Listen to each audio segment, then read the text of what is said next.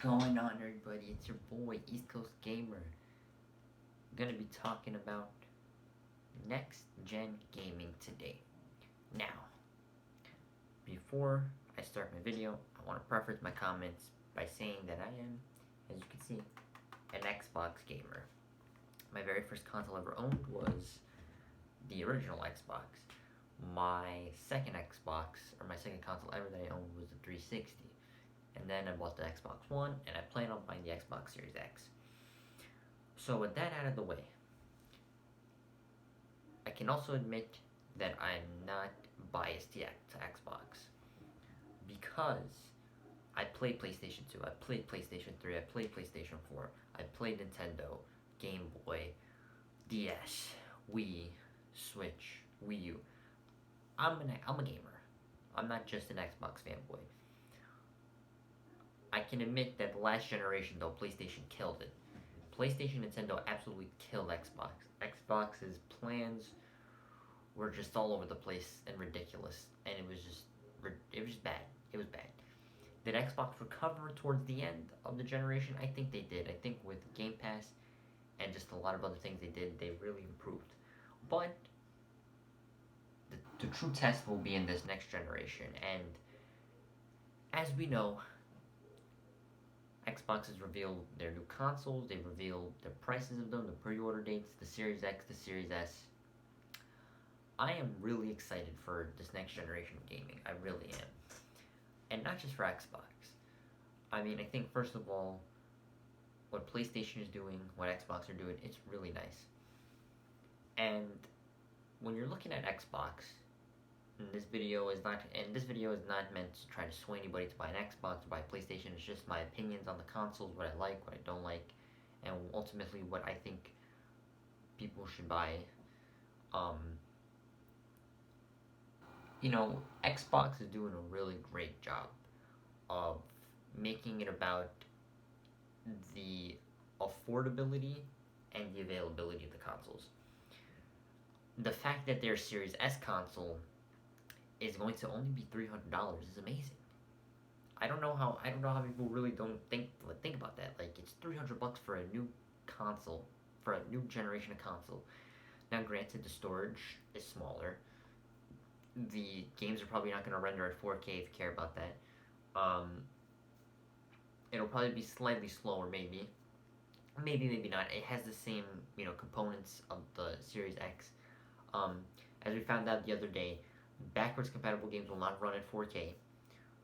But if those are the worst things about the console, shit, that's still pretty good, honestly. You got the Series X, which is only $500, which is really good for a next gen console, in my opinion.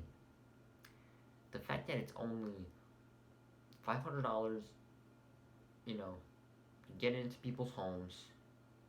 You have Game Pass, you have all those things. It's just amazing what Xbox is doing right now. I'm very happy with the product. I'm very happy with what they're doing, and based off of what happened the last generation, as I mentioned, man, shoot, I'm just very happy about it.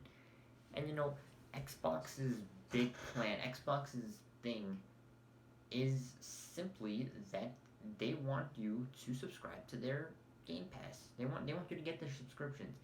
And I don't think there's anything wrong with that, honestly. I mean, for gosh sake, sorry, I feel like I'm way too far from the camera. Anyways, I've had Game Pass now. When it came out, I was like, whoa, this is amazing. I'm getting 100 plus games for only $10 a month. And then they added Ultimate, where I can play games on the console, play games on the PC for $15 a month, and I get gold. That's a bargain of a deal. And they're always putting out deals. I got a deal where it was upgrade whatever you had. So I had a year of gold. I upgraded to Ultimate just for an extra dollar. I mean, that's insane. I think what Xbox is doing is phenomenal. Now, as I mentioned, some of the cons of both consoles. Obviously, with the S, there's less storage. The rendering of the backwards compatible games, and even the rendering of the new games. The next generation of games is not going to be 4K if you care about that.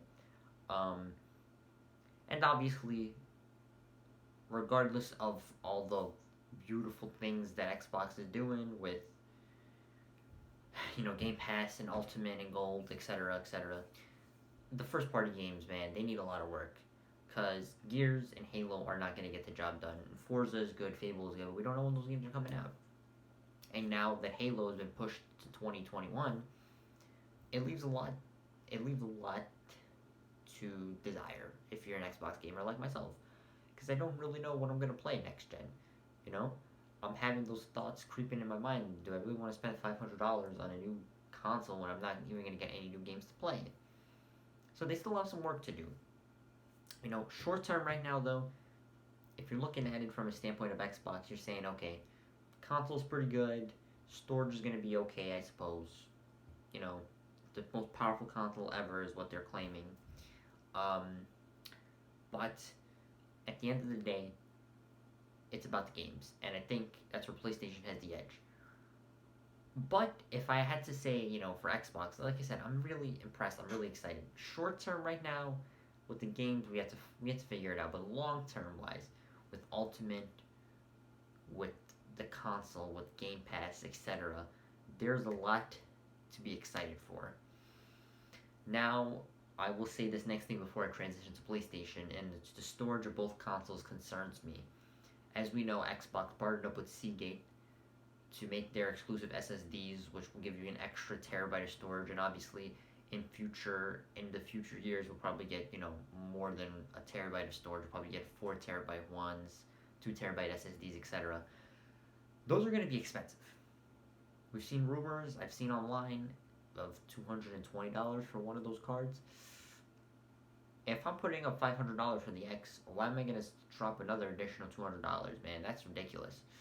But I fear that, and even with the S, if you buy the S, $300, you're getting 500 less gigs, which means you're probably going to have to buy that, and you're going to still have to end up spending $500. So that's my only concern, and PlayStation is probably going to do the same thing with the storage. Hopefully, it's not completely terrible where I have to buy a new SSD card every other year just to fit games. But that is a thing that's going to be annoying, but I think it can be manageable, and if that's really the worst thing about both consoles, that's not really terrible. Now, to get back to PlayStation, because as I mentioned, I talk a lot about Xbox, as you know. Xbox fanboy, you want to call me, yes. I really like what PlayStation is doing too, honestly. And I know people are concerned about the price of the console, why haven't they revealed it, etc., etc., etc. I mean, listen. When they saw the prices for the Xbox, they probably were like, oh crap.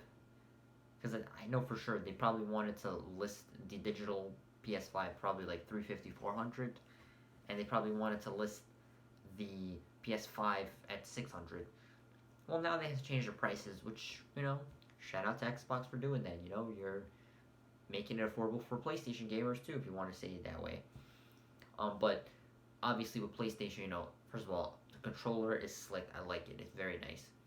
The console itself, I know people were making fun of it. I like it. It's slick. It's nice. And I'm going to be honest, man, the Xbox consoles look a little weird to me. And I know the aesthetic is not the most important thing in the world for a lot of people, including myself, but the PlayStation 5 looks cooler. It looks futuristic. It looks like, hey, this could go here and it could work. The headphones that they're, offering as well, nice. I like it a lot. It's very nice. And obviously with the games, PlayStation is killing it with the first party exclusives, man. I mean, think about this. You got Spider-Man Miles Morales. You have God of War, Ratchet and Clank. I mean, I can't even think off the top of my head all the great games they have. They have so many. I apologize to PlayStation gamers if I haven't mentioned any other games. I just cannot think of it. I just know there's so many. And that's the thing, man. They're going to have their reveal tomorrow. People are expecting more exclusives to come out. I hope so.